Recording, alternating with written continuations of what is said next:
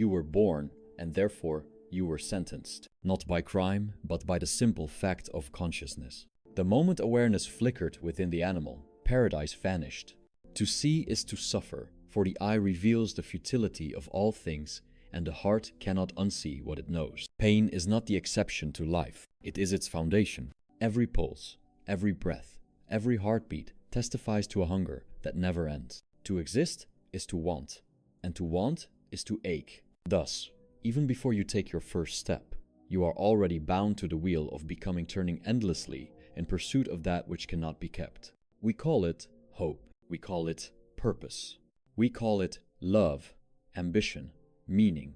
But strip away the poetry, and it is the same hunger wearing new masks. The will disguises its prison as promise. You were told that pain is a mistake, a temporary phase, an obstacle on the road to happiness. But what if pain is not an error in the code?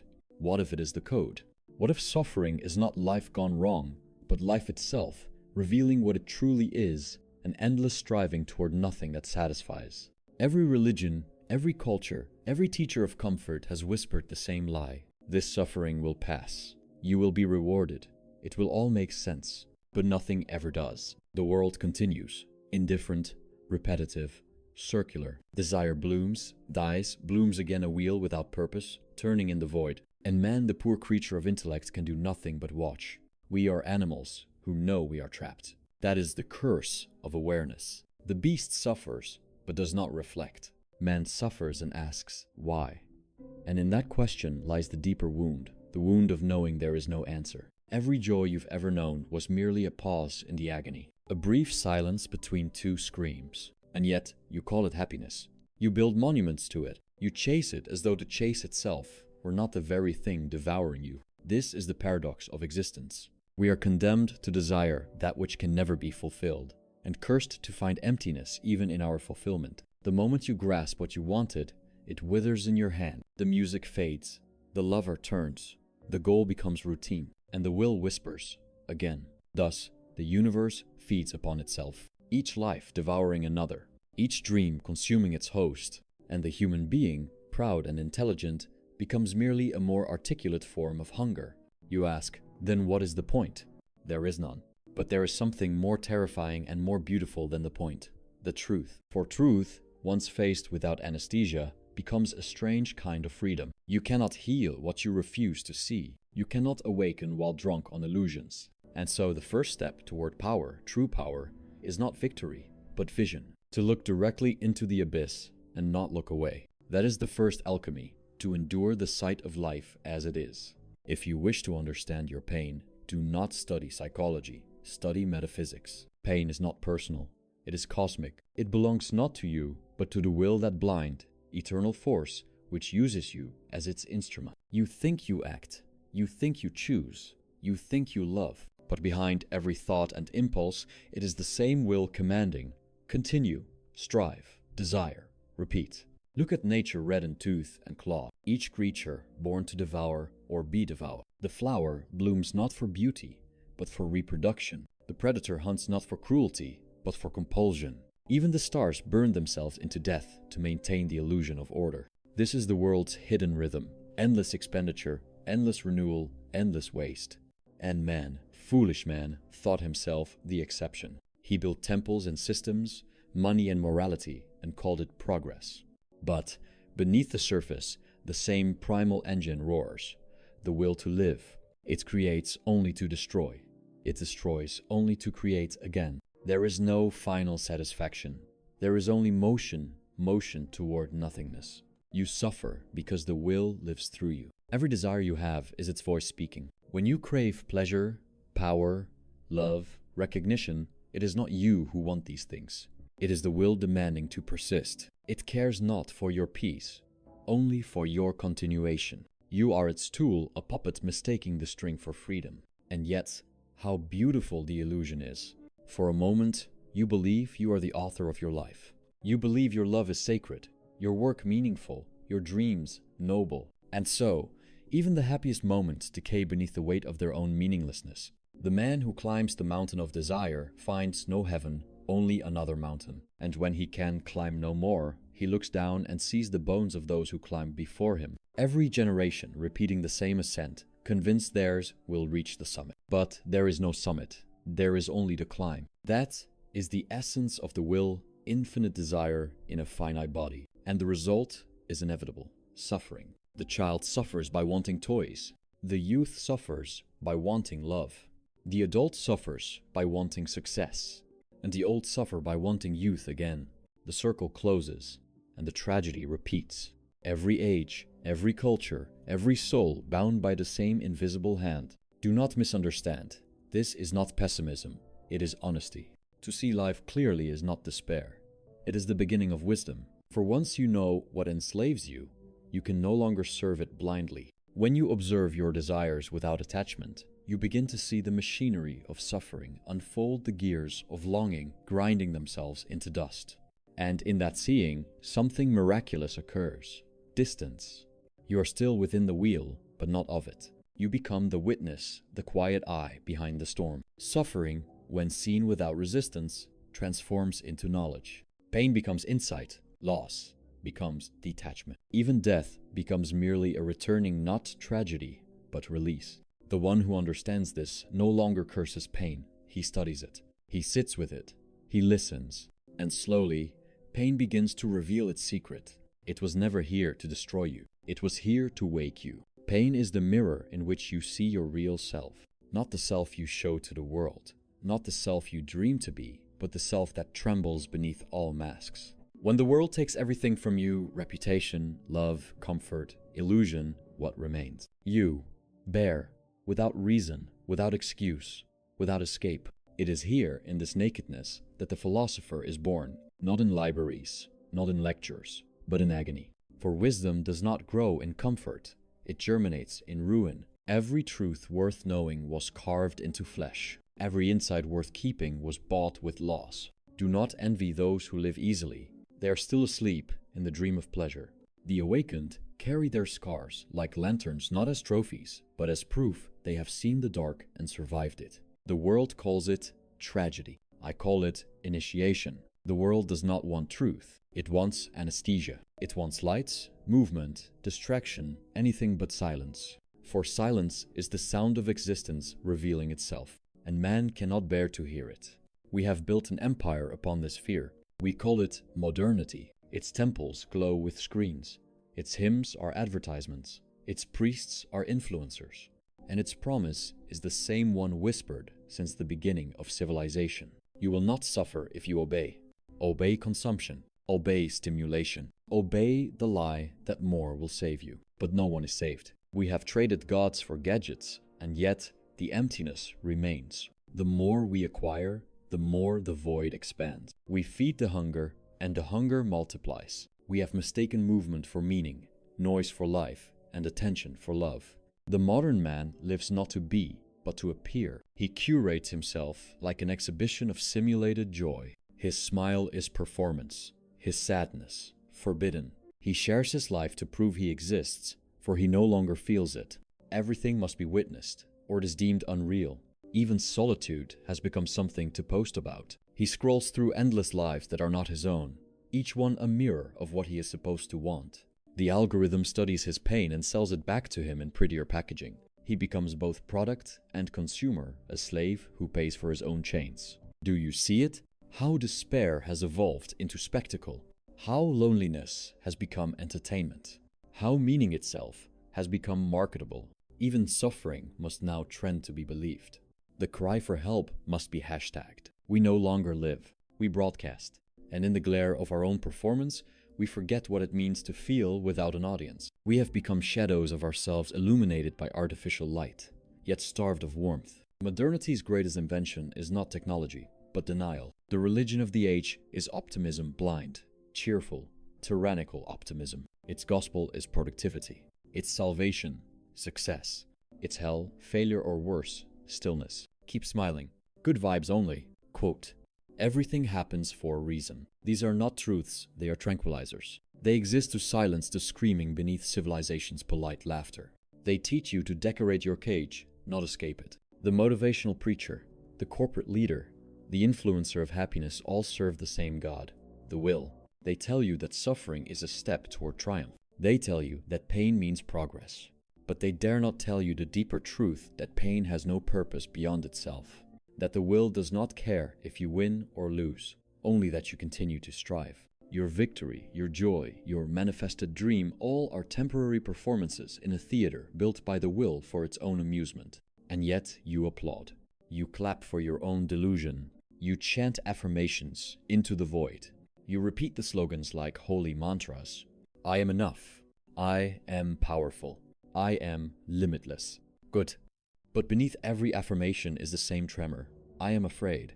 For the one who truly knows himself no longer needs to repeat it. Truth does not need repetition. Only lies require constant rehearsal. To feel deeply has become rebellion. To question meaning is branded negativity. To speak of despair is to break the illusion of collective cheer. And so we learn to wear masks of ease, to laugh at the horror, to turn tragedy into content. We have mastered the art of appearing fine, but beneath the skin, the will still gnaws. We are taught that sadness is failure, that pain is weakness. We are told to overcome, to outperform, to outshine. But no one says, be still. No one says, understand your suffering before you escape it. No one says, perhaps the pain is not the problem, perhaps the running is. The entire economy of the modern soul depends on avoidance. If you were to stop chasing, if you were to turn inward and face the truth, the world would collapse, for its power lies in your hunger. You are valuable only as long as you desire. When you cease to want, you cease to be profitable. And so they call the renunciant lazy, the philosopher mad, the quiet man unambitious. Because he no longer feeds the machine. Even in its progress, humanity serves the same master. Every invention, every empire, every philosophy of improvement, all extensions of the same primal force. The will wears new clothes, but its face is ancient. It drives men to conquer oceans, climb mountains, colonize planets not from wisdom, but from the inability to sit still. The will fears silence, because silence is death to its momentum, and so the world accelerates. Time collapses into immediacy. There is no waiting, no depth, no digestion. Information floods consciousness until nothing remains but noise. We have mistaken motion for evolution, but the spirit has not moved an inch. It still howls in the same old cage. The will's newest mask is technology. It promises connection, but delivers isolation. It offers knowledge, but breeds confusion. It sells us the illusion of control, while quietly mapping our desires to enslave us more precisely. It learns our fears, our lusts, our weaknesses, and feeds them back to us like digital narcotics. We no longer seek truth. We seek stimulation. And stimulation, like any drug, demands escalation. The will has discovered electricity. It no longer needs gods or king. It rules through craving itself, through the dopamine hit, through the endless scroll of unreached satisfaction. This is not progress. It is the mechanization of longing. Yet, amidst this masquerade, there remains one figure uncorrupted: the artist. Not the entertainer, not the influencer, but the true artist, the one who dares to look into the abyss and describe what he sees. He does not seek applause. His ex-relief. His art is not ambition, it is confession. Where others escape, he endures. Where others decorate their pain, he dissects it.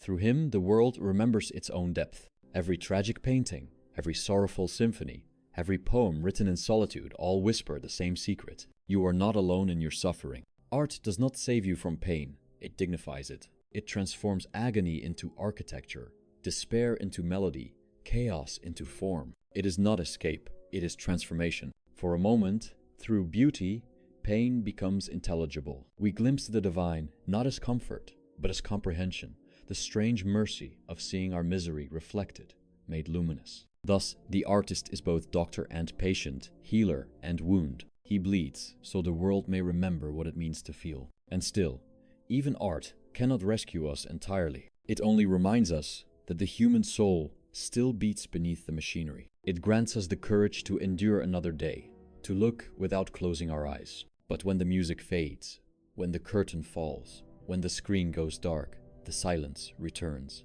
The ancient ache stirs again, and we are left once more with the same question whispered through every age. What is all this striving for? The philosopher answers with one word: nothing.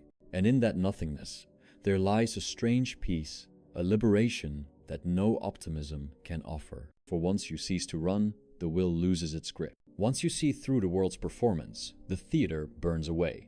What remains is neither despair nor hope, only truth. Bare, silent, uncompromising. So you see, the modern world is not evil, it is simply terrified. It cannot bear to stop. It fears what it might find in stillness. It fears the mirror. It fears the silence that would reveal what we have always been.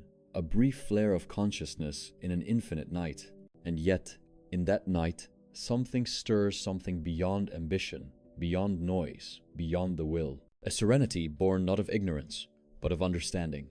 There comes a moment when agony exhausts itself, not because it is cured, but because resistance dies. The will, worn out by its own frenzy, collapses into stillness. And in that stillness, something rare occurs. Consciousness awakens. Suffering, endured without escape, becomes a mirror polished by tears. You begin to see not the story of your pain, but its structure. The mechanism of craving, the cycle of grasping and loss, the mind's desperate invention of meaning to protect itself from the void. You see it all with surgical clarity. And in that seeing, a strange calm descends. It is not comfort, it is comprehension. The child fights pain, the adult bargains with it, the sage observes it. Pain is not the intruder, it is the messenger. It reveals where you are still clinging to illusion. Every ache is a signal that you have mistaken the transient for the eternal. When you stop asking why me, and begin to ask what is this revealing, suffering shifts its shape. It becomes instruction. It ceases to demand escape, and begins to demand awareness. Most people never reach this threshold. They drown in distraction long before the truth can surface. They call numbness healing and busyness strength. But numbness is death with a pulse, and busyness is fear disguised as virtue. To sit silently in pain is the most radical act of freedom, for in that stillness, the will finds no foothold. It thrashes, then fades, and what remains is not despair, but seeing. Solitude is not loneliness, it is the absence of illusion. When the applause ends and the screens dim, you meet the raw self, unperformed, unmarketed, unadorned. At first, you recoil, for without distraction you must face your own emptiness. But stay a little longer, and the emptiness begins to speak. It tells you that you have been running not from pain, but from silence. It tells you that the self you defended so fiercely was a costume worn by fear. And it tells you that peace does not come from victory, but from surrender. In solitude, the mind becomes a clear lake, reflecting the stars of truth. Desire still ripples its surface, but no longer distorts the reflection. You begin to understand that happiness, as the world defines it, was never the goal. Peace is not pleasure, it is the quiet absence of craving. When you have suffered enough, the boundaries between self and other begin to dissolve. You recognize your pain in every face, your longing in every cry. The beggar, the tyrant, the lover, the fool, all victims of the same invisible master. The will binds us together in shared affliction. Compassion is not sentiment, it is vision. It arises when you see the machinery of suffering operating identically in all beings. You no longer judge, you understand. You no longer envy, you forgive. You no longer seek to dominate, you seek to lighten the load. From this clarity grows a gentleness the world mistakes for weakness. But it is the highest strength, the refusal to add more cruelty to a universe already overflowing with it. The compassionate man does not preach optimism, he practices mercy. He knows that to exist is to bleed, and therefore he moves softly through the world. The world calls it resilience, philosophy calls it transmutation. To endure without bitterness is the rarest art. It is to let the fire burn without turning to ash. It is to remain conscious in the furnace, to let pain refine rather than consume. Every humiliation, every loss, every betrayal, each one strips away a layer of illusion. The gold of clarity lies beneath the dross of expectation. You cannot purchase this knowledge. It must be lived, suffered, distilled. And when the process is complete, you discover something astonishing. The very experiences that once threatened to destroy you have become the pillars of your wisdom. You do not celebrate them, but you bow to them, for they have accomplished what pleasure never could they have made you real. There are instants, brief and delicate, when the burden lifts. Not because the world has changed, but because you have ceased to demand that it should. The air feels clearer, the mind less crowded. You walk among ruins, yet the ruins no longer accuse you. This is the mercy of suffering. It teaches acceptance through exhaustion. When the will is spent, peace enters uninvited. You stop fighting the tide and begin to float. You discover that surrender is not defeat, it is alignment with truth. The universe has never promised you fairness. It has promised only existence. To live without demanding more is the beginning of transcendence. Look around you. Every being you meet carries a hidden wound. Some disguise it with laughter, some with achievement, some with cruelty. But the wound is universal. It is the price of being conscious. To notice is to awaken from judgment. To feel it is to become human. And perhaps that is the final purpose of pain, to carve the heart wide enough for understanding, to make us see that beneath all our masks we suffer together. And in that shared suffering lies the only kind of love that cannot be corrupted, the love born of recognition. There is a silence that follows every storm. It is not peace, it is recognition. The trees still drip with rain, the sky still bruised with thunder's memory, but the air is clearer because nothing more can be broken. Clarity arrives not as light, but as absence. Absence of need, of demand, of illusion. You begin to see the world as it always was. Indifferent, yet astonishingly complete. The grass grows without permission. The stars burn without audience. Everything exists because it must, not because it should. To understand this is to rest. For the first time, your soul exhales. When you name the pain, you remove its mask. You no longer call it injustice, or failure, or destiny. You call it by its true name, the will's unrest. And in that naming, its power weakens. The wound remains, but it stops commanding your life. You learn to speak gently to your own suffering, as one speaks to a frightened animal. I see you. You may stay, but you will not rule. That single sentence transforms torment into teacher. The mind, once frantic for resolution, becomes still. It no longer hunts for meaning like a starving beast. It watches thoughts pass as clouds, form, dissolve, reform, each one harmless because none are permanent. This stillness is not withdrawal, it is participation without possession. You walk through the marketplace of existence and buy nothing, yet admire everything. You no longer cling to what pleases or curse what wounds. Both are weather passing over the same sea. True freedom is not control, it is release. To let the will exhaust itself, to stand at the center of longing and refuse to move. You discover that the cage was never iron, it was desire. Open it and you find nothing inside but air. You laugh, softly, at the years spent rattling the bars. Freedom is the quiet recognition that nothing can be taken from you, because nothing was ever truly yours. What you called possession was always temporary custody.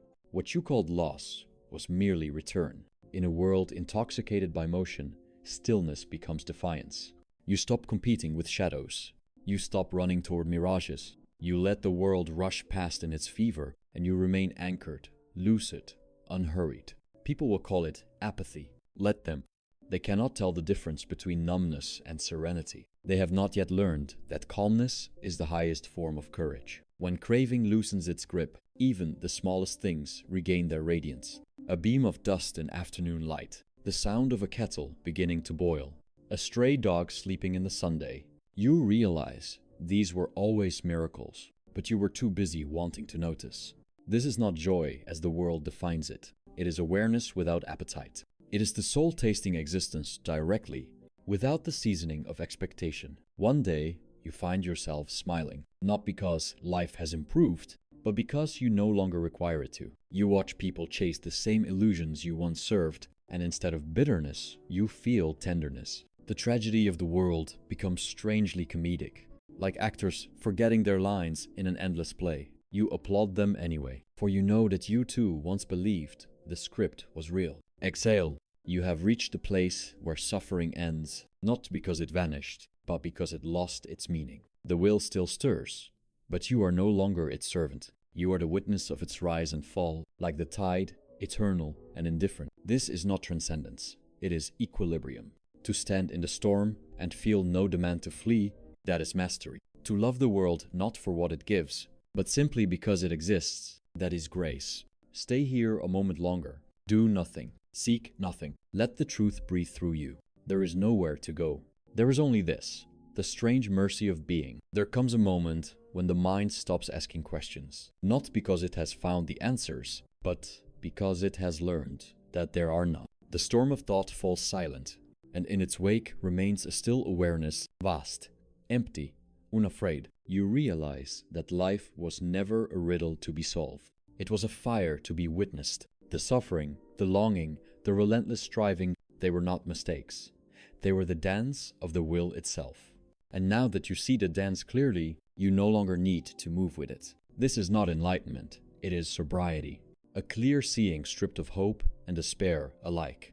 The world continues to spin, but the fever has left your blood. You are not cured, you are conscious. Life remains tragic. The body still aches, the mind still trembles, the heart still reaches for what it cannot hold. But you no longer demand that it should be otherwise. You accept the wound as the price of awareness. You accept the futility as the rhythm of existence. And in that acceptance, the torment dissolves.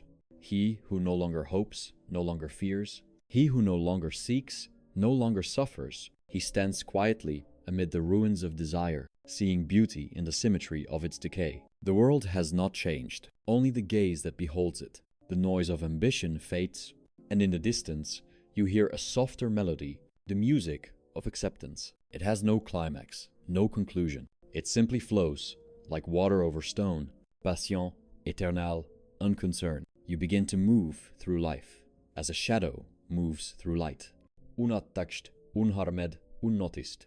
You work, you rest, you speak, you love, but none of it clings to you. Joy visits, and you bow. Sorrow returns, and you bow again. The bowing is the freedom. You do not resist the rhythm anymore. You dance without dancer. You live without owner. The will still burns, but it no longer burns you. Now you understand why the old sages smile. It is not mockery, not superiority, but the smile of one who has ceased to argue with the inevitable. They have seen the comedy behind the tragedy. They know that all suffering was the will mistaking itself for the world. When the illusion falls away, you remain as pure awareness, not saint, not sinner, not victor, not victim, just the quiet witness of it all. And from that stillness, compassion flows naturally, for you see that every being is you, lost in the same dream of striving. You forgive the world not out of virtue, but out of understanding. For what else could ignorance do but stumble? May your suffering awaken you. May your pain make you lucid, not bitter. May your solitude become your teacher. And when the will roars again, as it surely will, may you meet it with a calm smile, knowing that it is only life doing what it has always done. Do not seek escape. Seek vision. For once you truly see, even the darkest truth becomes luminous. And when you stand in that quiet light, unafraid, unhurried, untouched, you will know the secret, Schopenhauer whispered to the void. The world remains as it is. But I am no longer its slave.